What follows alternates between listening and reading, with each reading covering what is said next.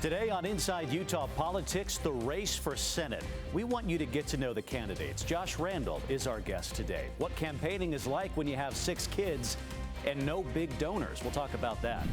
Utah's economy. Let's talk about money, shall we? Or how people feel about it this year, what to expect. The Kevin C. Gardner Policy Institute is here to take Utah's financial pulse.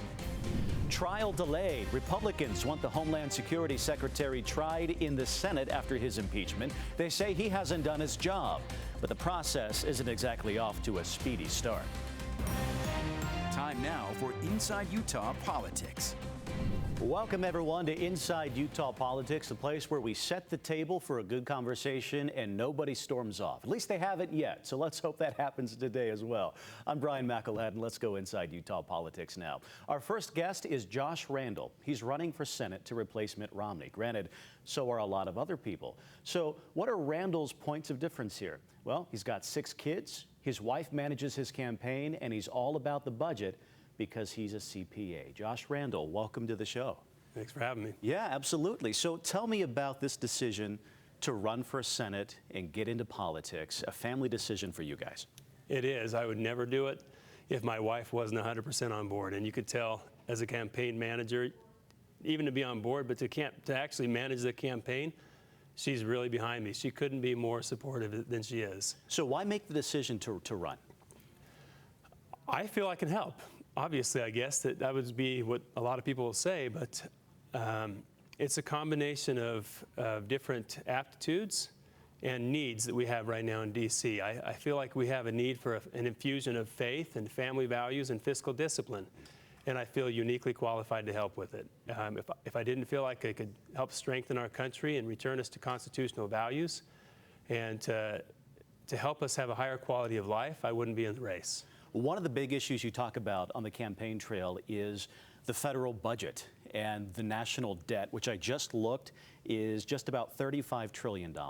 There's a $1 trillion gap, a deficit between the amount of money the government's bringing in and the amount it's spending on programs. So as a CPA, as a guy who looks at the columns on the ledger book and decides how it's all working, where do we begin to tackle that debt problem?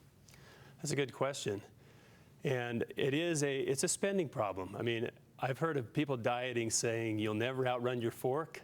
And when it comes to the federal government, we will never out-tax unbridled spending. So where do we start? Well, we need some major changes. I will tell you that I support either eliminating, privatizing, or sending back to the states various programs. I'm a constitutionalist in that I believe that our Constitution explicitly spells out a court system, defense, post offices, and postal roads, and pretty much everything else is up for grabs to be eliminated, privatized, or sent back to the states.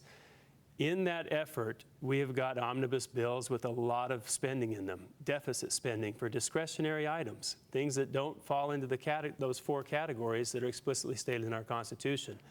And I'm the type of candidate who would go after all of that, all of it. I push very hard to privatize our Social Security system, our Medicare system, send Medicaid and food stamps back to the states. These are major changes. I would change the way our Federal Reserve operates, decentralize it or decommission it from some of its mandates. And I know that it sounds pretty dramatic, but I'm absolutely convinced that this is the route that we need to take to restore the prosperity that the Founding Fathers had in mind. Absolutely convinced. A lot of people are worried about Medicare, Medicaid. They're worried about Social Security. They're worried about that running out. Young people are worried about having it at all, even though they're paying into the system right now. So when you talk about maybe privatizing some of those things and taking it down to the state level, people start getting nervous about that. They wonder, can the states handle that kind of a thing? What does it look like long term? What can you say about that? Well, and this is where faith kind of comes in some ways. I mean, have some faith. What I would say to people is, and you have to have people who can articulate well the alternatives. And I would tell you that our capitalistic society works. There are things that I would do to make sure to shore up people's trust in that, to make sure that people become wealthy through fair, legitimate, legal ways without cheating. But all in all, I believe in our free market. The law of the harvest, you reap what you sow. when we go and privatize Social Security, sometimes people look at it and say, well, that's a nice safety net. I liked having the government. It keeps me warm at night knowing that I'll have Social Security. You still will. You still will, though it's not guaranteed in the same way. I would tell people, trust in our market, trust in our business, trust in productivity. You privatize your 12.4% that goes towards your check, you put it into Vanguard or Fidelity or to Schwab or some other client-owned type brokerage firm, and you let that S&P 500, let the productive arm of our country really go crazy. I am very focused on production up, spending down. Every policy that I would enact for our budget is focused around that idea. Production up and spending down. And I am certain that, I mean, look at the last 70 or 80 years of the S&P 500's returns.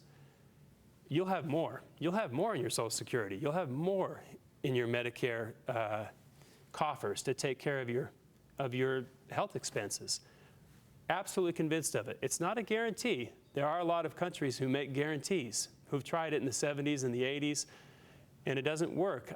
I would say it doesn't work. It's a socialist type approach. I know that sounds that's a buzzword, and I don't mean to just harp on it. But the approach that we have that's constitutional, the free market, where it's defensive in nature, defending our liberties, it takes a little bit of faith, like our founding fathers had, and it works. I'm convinced that it's the way to go. Well, let me ask you this. You could run up against quite a lot of opposition among your colleagues if you were to win office there. So how would you navigate that and reach a compromise if you were able to? Well, this is a faith type thing too. I say faith a lot. But to reach a compromise, I'm not really one that, I'm pretty fiscally and socially conservative. I would confess that, perhaps more so than anybody in this race. And the compromise, I think the important part is you have to articulate every position you're pushing. You have to spell it out in detail. You have to understand and know what the solution is. This is why I think in many ways it's important to have a CPA on the floor in the Senate, somebody who's actually in the chamber who can articulate it and persuade people. If you understand what we need to do, and you could speak about it in a way where people see it in ways, simplified ways if you need to, they see it differently, over time, you can persuade people to change. I understand that that sounds kind of radical. And I'm talking about changing the ideas maybe of 99 senators if we need to, knocking on the doors. I said today at a forum, Democrats aren't the enemy. False ideas, immorality, false ideas, those are things that we have to tackle. And if a senator knows the answers and he can articulate those, I know that you can persuade people to come to the right conclusions. And I feel really strongly about it. People can change. We can change, people can change, Congress can change, even big changes. And we need big changes, and it might take miracles, but I also believe in miracles. You're an optimistic guy, it sounds like. Well, I am. I am. You know, I think it's, you have to be, don't you? Well, let me ask you this. What about term limits in Congress? Do you believe in those? Because we've got a lot of folks who, they get elected, they stay there for a long time, and it's a big critique of those institutions as we have career folks in those chairs. I believe in it. I believe it's public service. I believe you go put your whole soul into it for 12 years. 12 years. Give everything you can as a senator, and then let someone else with fresh legs come in and do the same thing. And as voters, you know, go find those people who are going to do that, who are going to put their whole soul into it to try and build and strengthen our country. And at the end of those 12 years, we get someone new. So you would hold yourself to that 12-year term limit? I would be glad to do that, yes, Yeah. I would. Yeah. Just a short amount of time left, but I want to ask you here about housing. The cost of housing has gone up some 450% over the past 40 years. You've seen the headlines here in Utah. Home ownership is unaffordable now for so many people.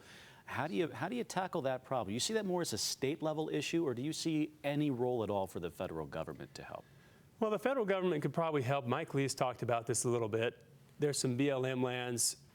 There's some state of Utah trust lands potentially.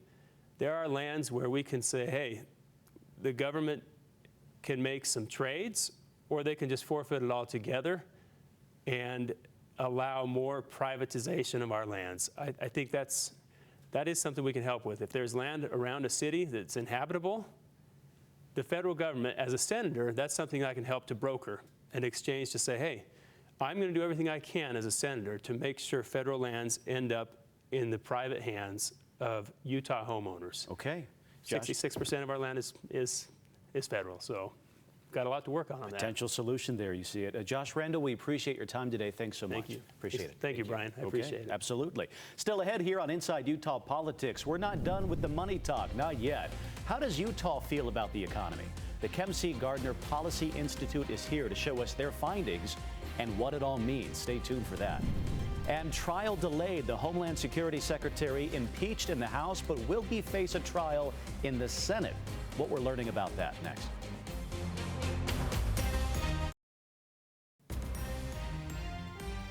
Following the deadly collapse of the Francis Scott Key Bridge, Maryland's Governor Wes Moore is on Capitol Hill this week, lobbying for funding from Washington.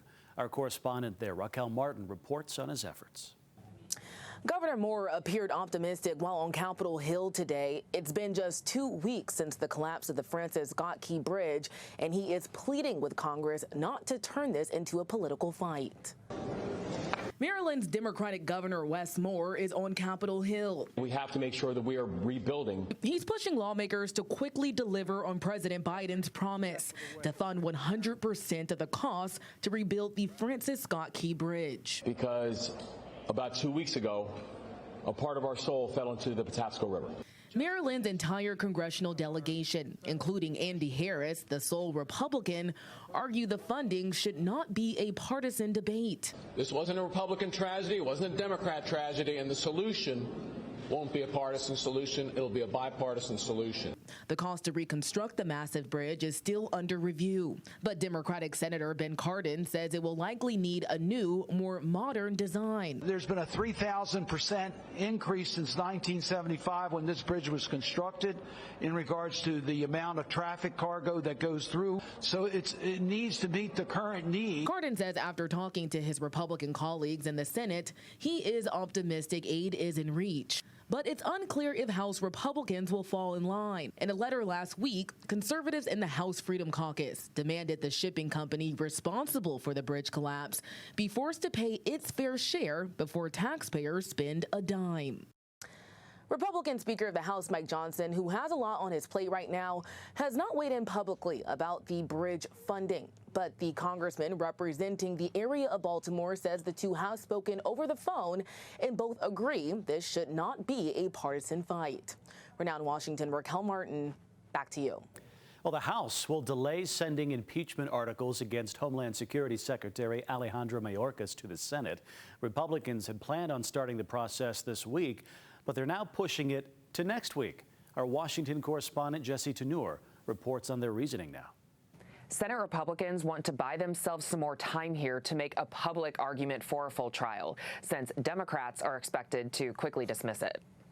Chuck Schumer is playing politics with this. Senate Republicans are up in arms that Democrats are likely to dismiss an impeachment trial against Homeland Security Secretary Alejandro Mayorkas. This is unconscionable, people. That's why Louisiana Senator John Kennedy and many others asked House Speaker Mike Johnson to delay bringing the case to the Senate until next week. Maybe talking about it for a few days before we take the Constitution and turn it upside down, just might be a wise thing to do. The delay will also give Republicans more time to build support among themselves for a full trial. We have some free-range chickens, and they wander off, and sometimes we can't catch them. House Republicans voted to impeach Mayorkas 2 months ago over his handling of the U.S.-Mexico border. But the Senate's top Democrat, Chuck Schumer, argues their charges do not rise to the level of impeachment. Impeachment should never be used to settle policy disagreements. Schumer would not publicly commit, though, to dismissing the trial. We're going to try and resolve this issue as quickly as possible. Even if the Senate holds a trial, Republicans need 2/3 of the chamber to vote to convict Mayorkas. And that's not going to happen since no Democrat has signaled support for this. In Washington, I'm Jesse Tenor. Still to come here, Utah's economic outlook. What should we expect this year? Well, the Kem C. Gardner Policy Institute is here to show us their findings when we come back. You're watching Inside Utah Politics. Well, let's talk about Utah's economy now. What should we expect as 2024 plays out and we approach 2025? Well, Phil Dean is here with the Kempsey Gardner Policy Institute at the University of Utah. He's here to talk about the Utah Economic Council's forecast. Those two organizations work together on this. So much information I want to get to. You're looking at the numbers here, giving us an idea of what to expect as we move forward in the year. And I want to start, if we could show it here on the screen, home prices. What did you find about home prices? Yeah, so this is one of the areas where there is some variations, where a council has a number of economists with a number of different opinions. But we do think both in 2024 and 2025, we're going to continue to see home price increases occur. There's, I think, very tight supply of housing right now in the state, and we continue to grow as a state. So we have more households, more people here, but not enough housing supply to keep pace with that. And because of that, we think prices are going to continue to increase at a moderate pace, not like they were the last couple of years, but still increasing some the next 2 years. And the governor has talked a lot about this. He's got that initiative to build 35,000 starter homes to add more supply to the situation. I don't know how much you can talk about that, but do you think that will make a dent in the supply and demand issue we have, or do we need to broaden that scope? I think we need as much housing as we can get. Yeah. And so it's this issue. I think a lot of us maybe that have owned our homes for a long time maybe don't feel it quite as intensely because, you know, I bought my home 20 years ago. I'm at 20 years ago prices, not today's prices. You're doing pretty well. I'm doing sitting fine on that cash right now. Right, exactly. But my kids that are now getting into those home buying years, very different situation that they face. And so, like, we just have to build more supply of housing as a state. And I'd certainly be happy with more than 35,000 units that I think would help with that affordability.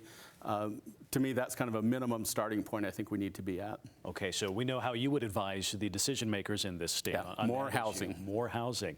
Let's talk about inflation now. And we thought maybe with the jobs report we had that we might see interest rates going down, but the money is flowing through the economy. Inflation is still high. And what are the trends we're looking forward to now? Yeah, so our forecast is for the coming year, for the full year, to be at about 3%. Okay. Earlier, an inflation report came out showing 3.5% is where we're at as of March. And so we're not down to where we think we'll end up at the end of the year. Inflation is still higher than ideal. The target for inflation is around 2%. That seems to be an inflation level that kind of lets the economy grow well, but still gives some flexibility for, you know, imbalances to kind of work themselves out. As we all know, we've seen big price increases over the last several years. Right. We think that's coming back toward normal, but we still think we're a little ways off from getting all the way back to a 2% inflation rate. People feel it at the grocery store, but then governments feel it, state debt, national debt. That inflation rate affects everything. Yeah, it percolates throughout the entire economy. A key metric to continue watching. Okay, so how does Utah income play into all of this? This is another thing that you guys have been tracking, Utah income. Yeah, so we do think incomes will continue to grow as they have. Basically a 5% growth rate is what we're projecting over the next several years. And this is all income in the state, right? So this is everybody's income, you add it up. That gives more spending power to people. That helps us be able to, you know, afford housing and food and the other things that we have to buy. So we do think that we will continue to see growth in personal income, even though it's maybe a little bit lower than it's been in the last several years. Yeah, and of course the housing cost outpacing that still. So that's something we have to watch. And finally, I want to ask you about this. You took a look at some economic risks that we need to be paying attention to. And so if we can show some of those here on the screen, again, going back to this point here, the high housing costs, this is a risk to our economy. Yeah, and a very major risk. I think it's both a short-term risk and a long-term risk, where we've always been pretty competitive relative to the U.S. in terms of housing prices. Maybe our wages haven't been as high, but we've had pretty affordable housing. That situation has changed, and it's going to make it harder for us to bring workers into the state, and it's also going to make it harder for us to keep our kids here in the state, they won't be able to afford that without much higher wages. Sure. And so that's definitely a major risk. It's my major concern about the Utah economy right now. And again, that goes back to we need more housing, period, across the board. Yep, and all wherever types of we housing, can get right? housing supply. Exactly. Yep. Worker retention and skilled labor below that too. How does this play into your forecast? Yeah, so first of all, I think it's related to that housing issue of being able to attract and retain labor to the state. But there's also a demographic aspect to this, that we've had baby boomers retiring, and we don't have these massive cohorts of generations coming behind them as our fertility rates dropped, that we're not seeing the same type of growth in labor markets. So things are feeling very tight out there for a lot of employers. A lot of employers would hire more, right? But they're not able to get those positions filled. Sometimes that's because of a skills mismatch. We don't have enough, engineer graduates, or we don't have enough, technical skills for welders or whatever else. And so part of that's a skills mismatch. Part of it's just a demographic issue. Yeah. How do we begin to fix that? Yeah, I think it requires significant investments into education, and not only formal education like the university, which definitely think is important, but also technical trade skills. That we're seeing these shortages all over the place. There's a lot of opportunity for people to upskill and find good jobs out there in the economy. We look at the cost of a four-year degree, which is getting more expensive, and a lot of people see that as cost prohibitive to them as compared to their future earnings that they might be able to get in their particular field. But then you do look at trade school, a viable option for a lot of people that maybe that focus hasn't been on trade school. You know, when you go to high school and they say, oh, you got to go to college. Well, the focus hasn't necessarily been on trade school, but more people are seeing that as a good option now, aren't they? Yeah, and I think it should be. Like, I think it's a wrong direction of society that we've taken of kind of discounting that or putting that down, when those are critical jobs to our economy. And many of those, as you point out, it might be a 6-month certificate, a 12-month certificate, and you can earn really good money in some of the trades if you have those skills. And so definitely people that's their inclination, they should be looking at that, right? They should be pursuing those. Or a plumber, they've got great jobs. Exactly, or try to hire one and get one to come, you'll find out. Good luck, yeah, for sure. And of course, we have to talk about high interest rates. Yep. The Fed Chair Jerome Powell said, maybe we're not going to lower these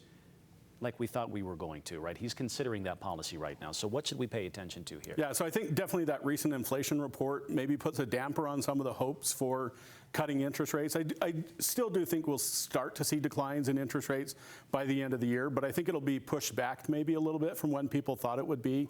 And so that percolates throughout the economy as you look at mortgage rates and what that does for ability to afford a home, or for car loans, right? It makes it higher payment on the on the car loan. All those ways where the higher interest rate ties up money, that means that money's not being spent on other things in the economy. So overall, if you were advising Utah's decision makers on the state of our economy here, could you slap a grade letter on it right now? I mean, how would you summarize it for them?